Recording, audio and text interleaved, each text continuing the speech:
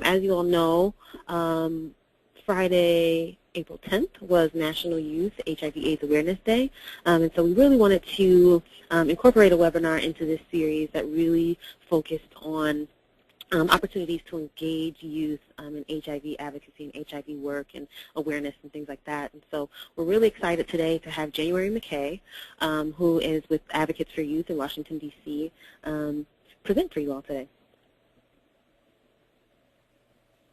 So just a few housekeeping rules before we jump into the content. If you want to ask questions during the presentation, please feel free to do so. There's a question chat box where you can ask your questions, and then I'll occasionally check that to make sure that everyone's questions are being addressed. Or you can raise your hand. There's a little hand button with an arrow. You can click on that as well, and then once you click on that, I'll be able to unmute you, and we'll be able to hear your questions over the phone. So those are the two ways to ask questions. And if you're having any visual or audio difficulties, please close out of GoToWebinar altogether and try logging in again, and make sure that you're downloading the Citrix software so that you can see the audio and hear the audio and see the visual.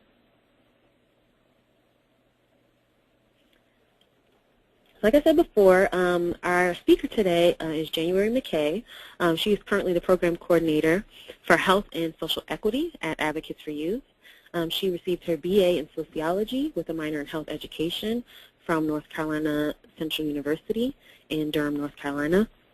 She has worked with various nonprofit organizations implementing group-level youth development interventions and conducting HIV testing and counseling services. From 2011 to 2013, she served as a Young Women of Color Leadership Council member, and she served in the DC Community Coalition Youth Corps, where she assisted in planning events for the 2012 International Conference on AIDS. And because of her exemplary commitment to HIV/AIDS education and prevention through volunteerism in DC, she was selected to the 2012 Mayor's Community Service Award for the Advocate Award for HIV/AIDS. She currently serves as co-chair for Women's Health Policy Network and the Women's Information Network. So she has a host of experience in working in the HIV field, and specifically with youth, and specifically with youth of color. So we're definitely glad to have Januari here with us today, and I will turn it over to her. So Januari, you're on. Great. Thanks, Rebecca, and thanks for having me talk about young people and opportunities for advocacy. So today we're going to go through an overview of Advocates for Youth and National Youth HIV and AIDS Awareness Day, the Youth HIV Manifesto. Thomas Davis will also be speaking. He is one of our NYHAAD youth ambassadors. We'll talk about some of the successes of NYHAAD over the years and NYHAAD 2015, and then ways that we can engage young people in the response to HIV and AIDS. Great. So Advocates for Youth is an organization that works to ensure the health and rights of young people, and we do that by champion efforts that help young people make informed and responsible decisions about their sexual and reproductive health. Advocates for Youth believes that young people have the right to information that is medically accurate and developmentally appropriate, and that young people deserve the respect to live the lives that they feel is best for them, and that society has a responsibility to provide this information to young people so that they are able to live healthy lives and lead within their communities. Great. So National Youth HIV and AIDS Awareness Day, also known as NYHAAD, is a day to educate the public about the impact that HIV and AIDS has on young people, as well as highlight the work that young people all across the country are doing in response to the HIV and AIDS epidemic. NYHAAD was first introduced at the International AIDS Conference in 2012 in Washington, D.C. at a youth reception. And since then, it's been 3 years, has been gaining a lot of support. And so after that first year, Advocates for Youth partnered with 12 organizations who became the 12 founding partners of National Youth HIV and AIDS Awareness Day. And this really came about in response to government officials calling on an AIDS-free generation, and also the alarming and rising rates of HIV and AIDS amongst young people.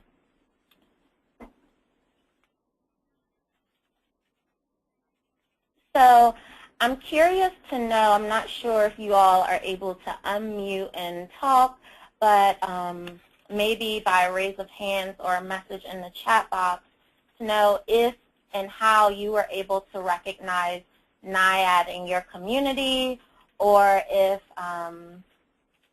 you knew of any events or participated in any social media asks for NYHAAD this year.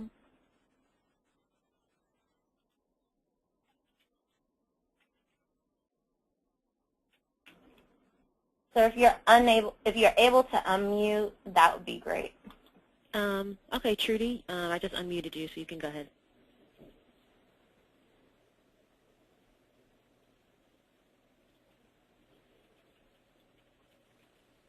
Trudy, we can't hear you. Is your phone muted?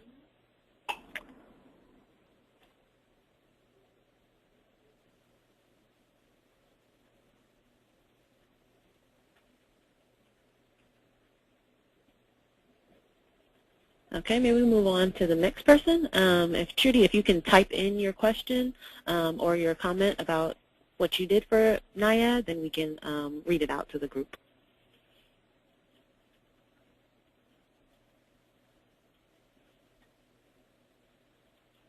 So while we're waiting for folks to send in their thoughts and what they have done or participated in for NYHAAD, there were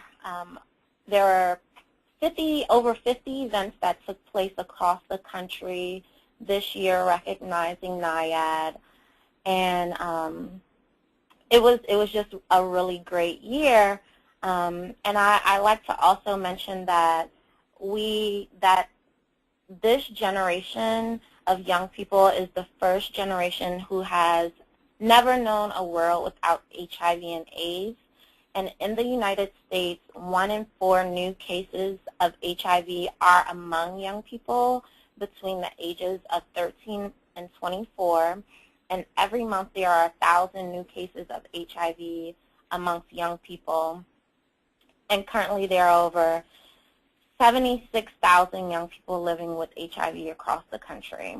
So it's very important that we raise awareness in our communities of how HIV is affecting young people, because it is, and try our best to engage young people in this response to HIV and AIDS.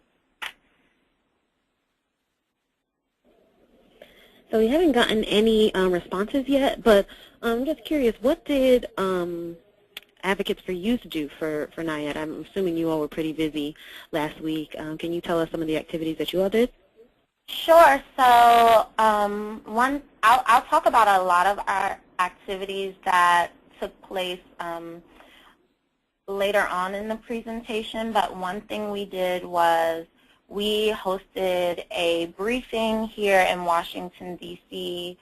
In collaboration with Congressman Barbara Lee's office, and Dr. Zaza presented alongside 2 of our National Youth HIV and AIDS Awareness Day youth ambassadors, talking about their experiences working in this field and living with HIV. And we got to hear from Dr. Zaza as well as far as what DASH is doing and what we can be doing better.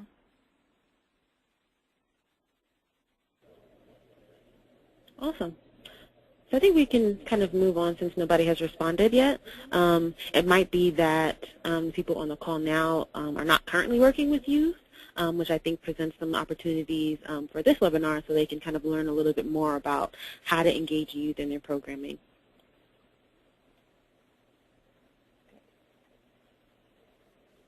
All right, so for National Youth HIV and AIDS Awareness Day this year, we had two toolkits.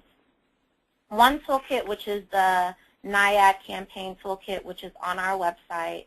And that toolkit basically shares with readers how you can become involved in NYHAAD through social media. So there are sample tweets and sample Facebook statuses within the toolkit. There are also different photo campaigns that you can participate in to raise awareness on social media as well as within your community. There's also information on how to write an op-ed and how to engage the media if you're hosting an event and would like for the media to come out to your event. So we really try to provide these tools to our young people and to their allies to help support them in their NYHAAD events. The second toolkit is the State Advocacy Toolkit, which helps to support young people and their allies in gaining a proclamation for National Youth HIV and AIDS Awareness Day. The third tool we used this year was a petition where in the past the petitions have been to recognize the day as National Youth HIV and AIDS Awareness Day. But this year we thought that we would do that through proclamations, which we gained 3 this year, and some are still in the process, I believe. So this year we had an ask for President Obama that he prioritize young people within the National HIV and AIDS strategy, because currently young people are not really prioritized within that strategy, but we know that the rates are rising fastest and most amongst young people, so we feel like it's very important that he prioritize young people within that strategy. So that was the ask for the petition, and all 3 of those tools can be found on the NYHAAD website. This year we also partnered with Greater Than AIDS to do a campaign to ask young people to use their power, the power of their voices, to speak out on HIV. So Greater Than AIDS has a Speak Out HIV campaign. And Rebecca, if you have the video, I'd love to be able to share it with folks so that they can see just what young people had to say. Hello, my name is Charisse Ahmed, and I'm speaking out for National Youth HIV and AIDS Awareness Day, which is April 10th of each year. Now, I know it's not April 10th anymore, but this issue continues to affect our young people on a daily basis. About 1 in every 4 of the new HIV diagnoses occur among our young people, and over half of them don't even know their HIV status. This is why I'm encouraging young people like myself to engage in these conversations in order to end the HIV epidemic. Speak Out HIV right now. So young people were just, like I said, it's the Speak Out HIV campaign, so they recorded a short 30-second video on why they were speaking out on HIV, for their health, for their relationships, for love, for community, for all these different reasons, and explaining why. Some talked about why young people needed to be prioritized in the response or engaged in the response to HIV and AIDS, and they shared that on social media, and those videos are also on our NYHAAD website. We also shared 2 new infographics this year, really focusing on young people who are living with HIV. sometimes working in the field and with young people, we forget about or forget to include those who are living with HIV. So we really wanted to make sure that we focused this year on young people who are living with HIV and what it is that they could use to really make sure that they were able to live their best lives, and really identifying the gaps and how we can close those gaps. So I've talked a lot about NYHAAD Youth Ambassadors, and so we have a Youth Ambassador program, and the program generally consists of 20 young people all across the country that represent the epidemic, and the ambassadors use the power of their voices to speak out on the need for inclusion of young people in the response to HIV and AIDS. So young people who participate in our program host events in their communities to raise awareness of how HIV and AIDS affect young people. They also share information such as our infographics on social media. They participate in our activities that we host for National Youth and HIV/AIDS Awareness Day. So 2 of our youth ambassadors were able to come and speak at the briefing in Washington, D.C. 3 of our youth ambassadors were able to participate on a press call that was in collaboration with Congresswoman Barbara Lee. And so it was really important, and it is really important that we allow the space and opportunity for young people to share their stories. So that is what our Youth Ambassador program is all about. So the Youth HIV Manifesto was something that was put together by the ViVE Youth Summit attendees this past October. And hopefully this video will show. Young people in North America are one of the largest populations disproportionately affected by HIV. According to the Centers for Disease Control and Prevention, between 2006 and 2009, there was an estimated 21% increase in HIV incidence in youth aged 13 to 29. By the end of 2010, and in the United States alone, an estimated 11,731 youth with an AIDS diagnosis died. Due to these alarming statistics, 28 individuals aged 18 to 30 collectively met to discuss how to combat issues related to young people living with and affected by HIV. As a result, a youth manifesto was developed on the following topics: awareness, stigma, healthcare, and research. Now, hear our voices on how we, as young people, can play a role in ending the epidemic. Young people have the highest rates of new HIV diagnosis in North America. Part of the problem is that sex education either isn't happening at all, or it's not taking into account the voices of young people. Our skills and our talents are valuable, and our voices need to be heard. As young people, we have a duty to educate, a duty to advocate, but most importantly, a duty to save our own lives, because as we all know, decisions are made by those who show up. Remember, we all have a role to play in this society. Let's all be more engaged. We must advocate for more leadership opportunities within CBOs, ASOs, and health departments beyond entry-level positions. But we cannot do everything alone. We need you as a peer and ally to be part of our familia to help us achieve a generation that is aware and proactive about their health. By making young people a part of the conversation, we become stakeholders in our collective efforts to end the epidemic. Nothing about us without us. Stigma is the fear, shame, and discrimination associated with HIV and AIDS. Stigma creates real barriers to ending the epidemic. Young people are more likely to experience multiple marginalized identities.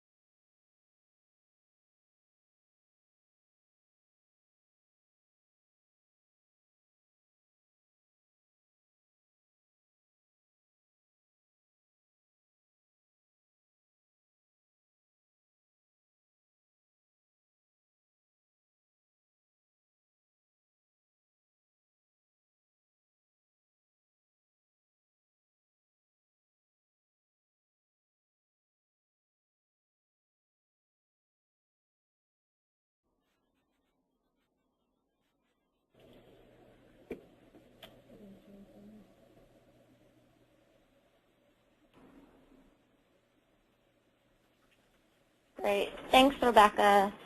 So now I'd like to introduce one of our 2015 NYHAAD Youth Ambassadors, Thomas Davis, who has really been an amazing young person. I met him during the United States Conference on AIDS when it was in San Diego, California last year. He was serving as an NMAC Youth Scholar. And so I wanted to invite Thomas to really talk about his story and what made him get involved in this work and how being involved in this work has had an impact on him, and the importance of youth involvement in this work. So Thomas.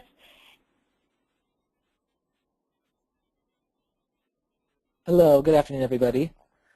So yeah, if you all get a chance to watch that Youth Manifesto, it's really, really, really great. Some points that it touches on are awareness, stigma, research. I can't remember everything right now.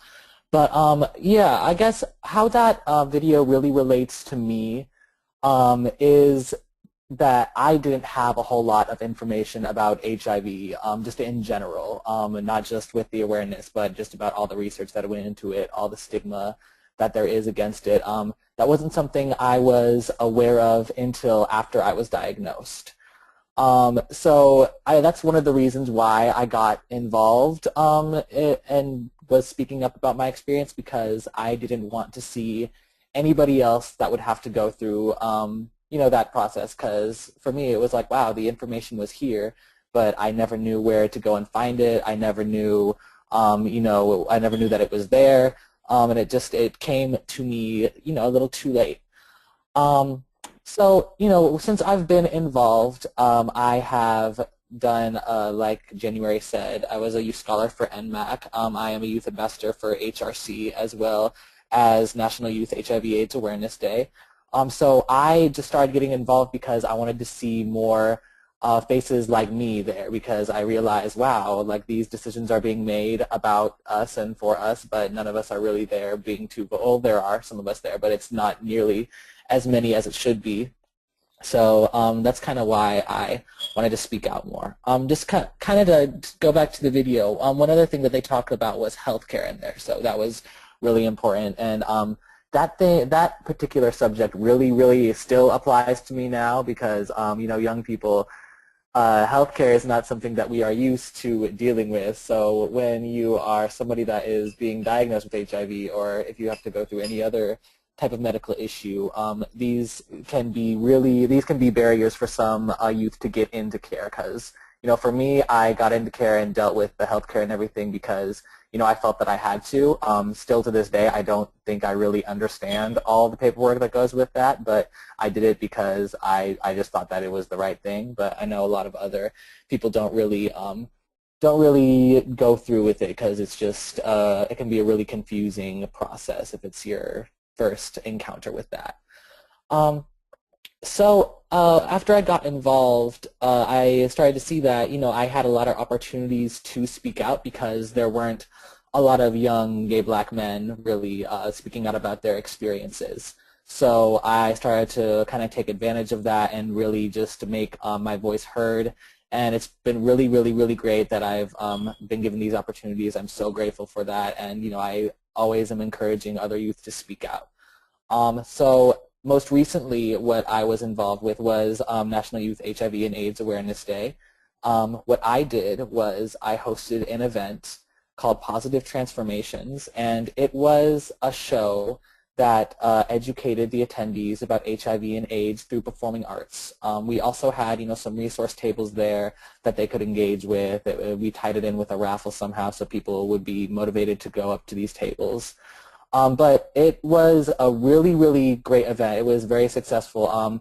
It was a good turnout. It was on a Sunday, so, you know, we did the best we could. But there were about like 50 people there, 50, 60 people there, and it was really great to see the crowd that there was there. It wasn't the typical crowd that you see at a lot of the events out here in Los Angeles.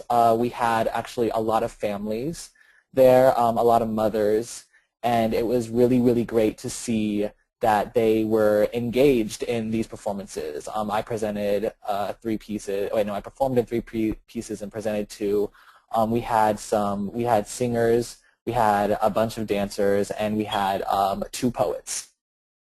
So it was really awesome to see that this reached a community that really would not have gotten this information otherwise, I don't think. You know, one of the mothers came up to me after, and she thanked me for this, and, you know, she told me that she had learned so much from, like, the moment she sat down, you know, just from watching, you know, the pieces and the information that was provided there.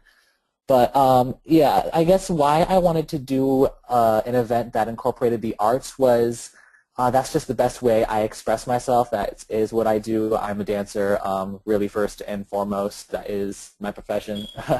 So I wanted to figure out how I could incorporate what I do every day, and, you know, those that are around me could incorporate and, like, you know, contribute as well. One example was my best friend and roommate. He, you know, since I've been involved in the field and talking about HIV, he has started to feel really passionately about it, but he's not really one to speak out, you know, publicly. He doesn't really like to volunteer and do stuff like that, just because it's, you know, he doesn't really have the schedule and it just doesn't really work. But this was a really great opportunity for him to create work and to still contribute to the cause. So it was great. I was able to do that with a bunch of the artists there. We had about, there were 8 of us. And out of all of them, I was really the only one that was familiar with HIV. But through the process, all the artists got to learn about the epidemic. They got to create works about it, and it was very, very, very impactful. And it was really awesome to see how it was received. And hopefully there's going to be another one next year. So there have been talks about that. But yeah, it was. I guess that was the best part of this past weekend for me, was really seeing how a whole community that really doesn't get this information was able to come together and educate each other, and really become a little more informed about the epidemic and how serious it is amongst the youth especially.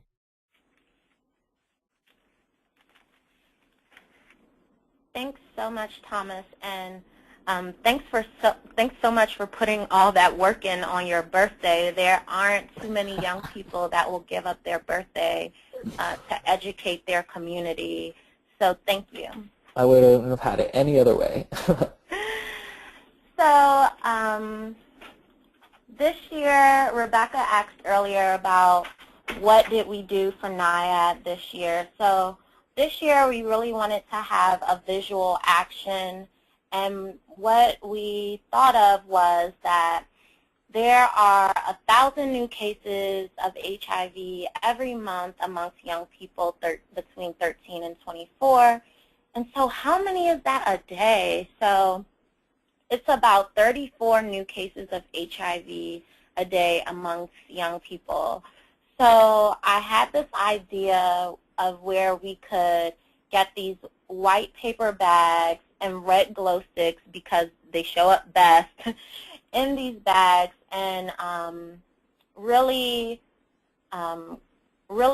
show community how this is affecting young people.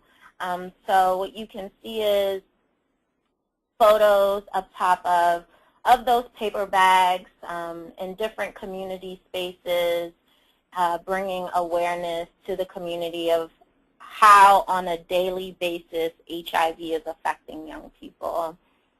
And these are just some pictures from some of our successes this year, the NYHAAD briefing with Dr. Zaza and our 2 young people. Our NYHAAD chat trended this year, which was amazing. So we got a lot of people involved and participating on that chat, especially young people. And this year we really wanted to figure out, you know, who could get involved in this chat that would not normally be involved in the chat maybe, but could bring another audience, because a lot of times we're preaching to the choir and we want to get out of that. So McKay's Fund was able to participate on the Twitter chat, which was great, and share the information out to their followers.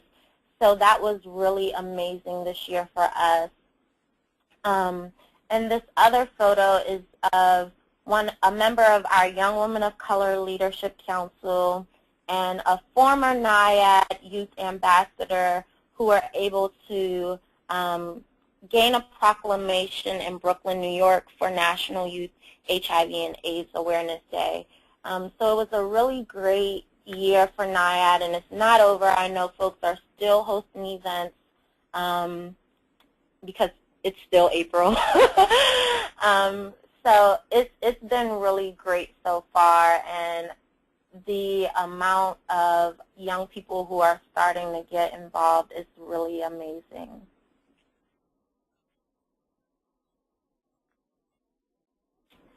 So ways that you can engage young people in the response to HIV and AIDS. So if you know of any young people or work with any young people, the National Minority AIDS Council has opened up their applications for this year's youth initiative to end HIV in America. And those applications will be closing at the end of April. So it would be great to share that application out. And what the young people do is and me being a past youth scholar and Thomas also being a past youth scholar, is you attend the United States Conference on AIDS. You can present at this conference, and you really work to sharpen your skills and your knowledge and connect with other young people from all across the country and collaborate on what you can do to raise awareness and to end this epidemic. Advocates for Youth also has a number of programs for our young people, and they are also now open, and those applications will close on May 1st. And Thomas, if you could share on, why it is important to engage young people in the response to HIV and AIDS, that would be really great. Awesome. Yeah, no problem. One thing that I really came to understand this past year, I guess, was not just how many youth are affected by HIV, but how many don't know that they are, and how many just have absolutely no knowledge about it whatsoever. And it gets really, really disturbing sometimes. Like, some of the questions that I get are really, really, really unsettling. They're funny, but they're unsettling. So as I started to, look at a lot more of the research and everything, I realized, oh wow, if all of the youth really knew not just their status, but how to either engage in care if they were positive, or to stay negative and figure out all of their prevention options and know which one is right for them, we really could cut the legs out from this epidemic. And that's not to say that we don't need to focus everywhere else as well. Of course, that needs our focus just as much. But to me, I guess it just makes so much sense to start with the generation that is coming into this right now, because it's that's how you cut something off, is from the bottom. You can fight it from the top down, but it can still just keep on growing. Whereas if you just cut it right at the legs, then it makes it much more difficult for it to escalate. And just also, we are very innovative and are very have a lot to offer in terms of our ideas, in terms of being a little more innovative. And also, we have the power of social media. That's a big tool, and it's great to see that it's been used so much this past year. But I think we could even utilize it even better than we have been. And we're going in a great direction. But yeah, that's really why I think we need to incorporate young people more. Oh, and also, because I think there needs to be a better understanding between the two generations that have been, well, not two, but the couple generations that have been affected by HIV, because it's two very different experiences, and I feel like a lot of the time we get a little disconnected, and it's because we didn't necessarily have to deal with the same things that those that came before us did. But it doesn't necessarily make it a less traumatic experience or, or more impactful. It's just another way that it has affected us. So I think, incorporating youth more into these conversations and into these plannings, it just makes it more, it makes us able to cover more ground so that we aren't just focused on a population that experienced HIV in one way. All right. Thanks so much for sharing that. I wanted to make sure we could have your perspective, because when I think about past groups who have fought to be recognized, such as women and people of color, and now it seems like it's shifting to young people who are fighting to have a voice. And it's important that the people who are being most affected is at the table. That, to me, that has been clear in many different different fights, and so this is no different. And it's important that young people in the development of programs and research, that young people are involved from beginning throughout and to the end. So I hope this presentation was helpful. I hope the testimony of Thomas was helpful and insightful for you. And if there are any questions for myself or for Thomas, we are both here. So please unmute your phone or send questions through the chat. Awesome. So thank you both for your presentations. And again, like I said before, sorry for the technical difficulties, but I will be sending those videos out as well as links to those toolkits that January talked about in the follow-up email today. So please be on the lookout for that. But if you do have any questions for January or for Thomas, you can either raise your hand, or you can type them in the question box, and I'll make sure to address them. We did have one question in, and it's really for both of you, and it's, can you tell us 3 ways to get youth engaged in HIV advocacy? Sometimes we find that youth are apathetic when it comes to health issues, so how do we make them care more about health issues? And I heard you say, incorporate youth into planning. I heard you talk about having more performative activities, so not just kind of lectures and didactic presentations. Are there some other ways that we can start putting into practice so that we can engage more young people in the work that we're doing?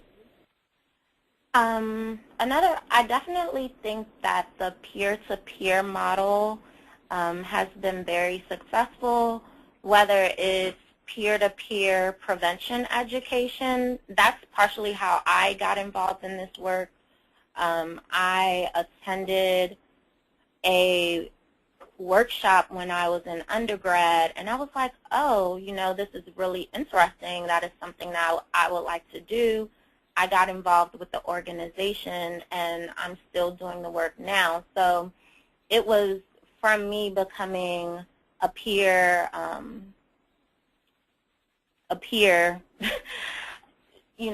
sharing that prevention education. So I think using the peer-to-peer model for prevention, as well as using the peer-to-peer model for keeping young people who are living with HIV in care could be very successful as well. Thomas, did you have any that you wanted to add? And yes. And like I said earlier, for me it was me reaching out to my immediate I guess world, the people that I am around every day. I'm always around dancers and other artists. So for me that was the best way for me to get other youth involved, was to meet them where they are at in terms of what they like to do.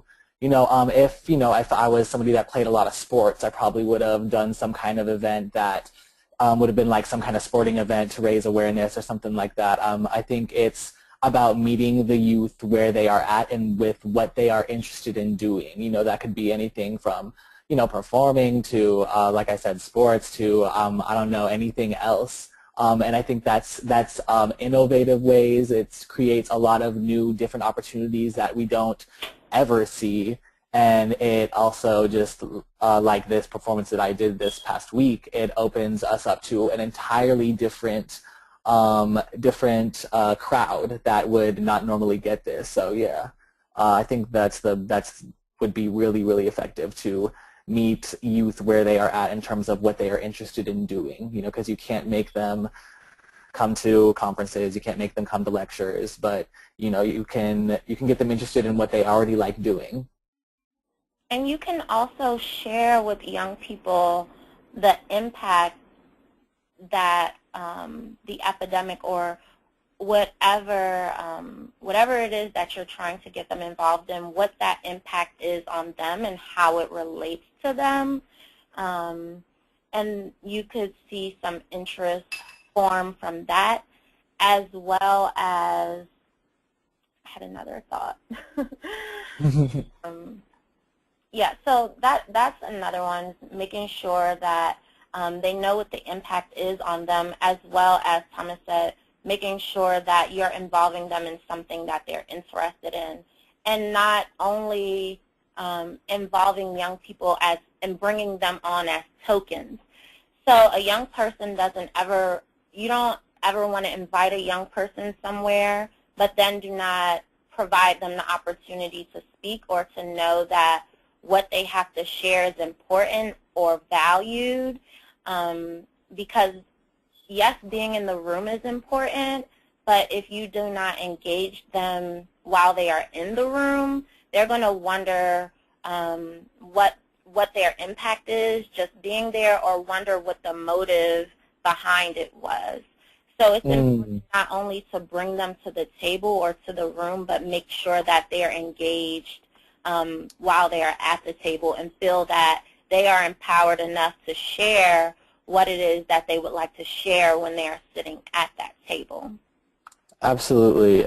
Yeah, youth that feel valued will go above and beyond in what you expect them to do. If they feel like they are valuable and they are a necessity, then yeah, you will notice a big difference. Awesome. And so I think we have one more question. And the question is from Jennifer Glaze, and she wants to know, other than the lack of HIV knowledge, what have you found to be the biggest challenge or barrier working with youth or getting youth engaged?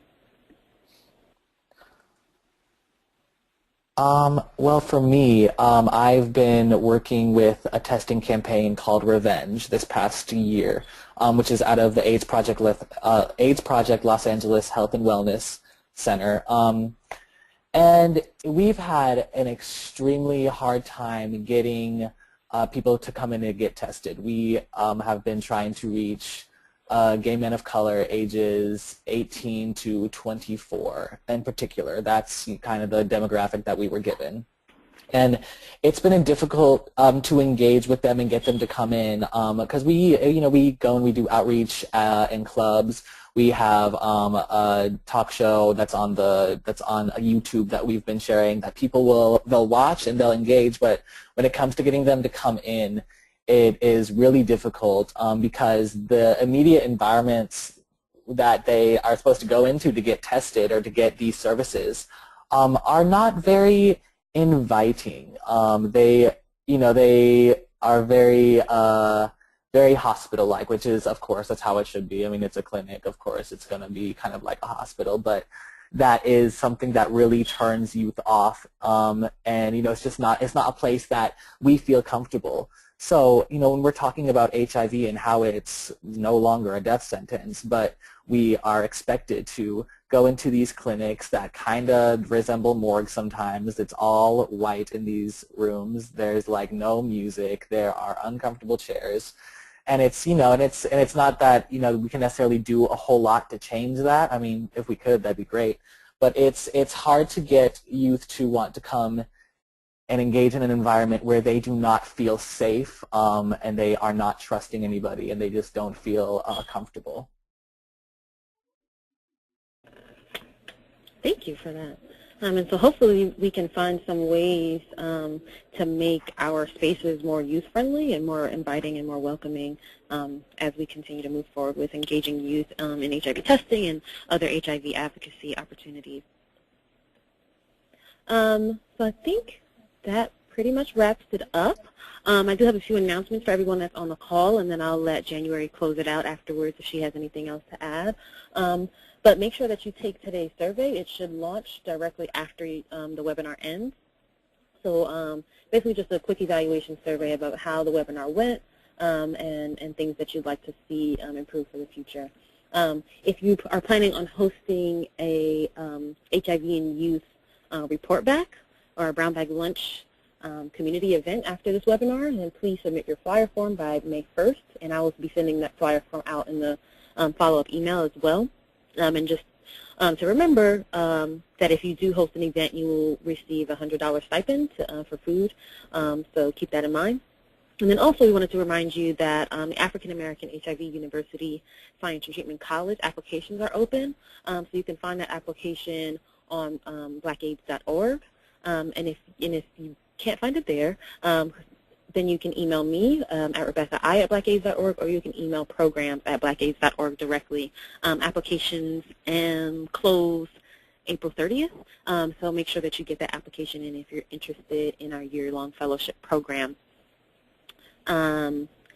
Yeah, and that's it. So Januari, if you have any closing announcements, thank you, both you and Thomas, for joining us today. You provided some invaluable information for us regarding engaging youth, some barriers, and then really learning about what some youth organizations are doing in the field, particularly with regards to National Youth HIV/AIDS Awareness Day. And I'm really excited to kind of look through those toolkits and see how the Black AIDS Institute can get more involved in engaging youth as well. So if you have anything else to add, Januari, you can go ahead. No, Rebecca, thank you again for the opportunity. And if there is anyone who has any questions, any further questions, please feel free to reach out to me. If you're interested in knowing on how to better engage young people in your programs or outreach for events, please reach out to me. Great. So I'll also send the group your direct email as well, so that they'll have that on hand. So thank you all again for joining, and I hope you all make it a great week. Take care. Thank you. Bye-bye. Thank you.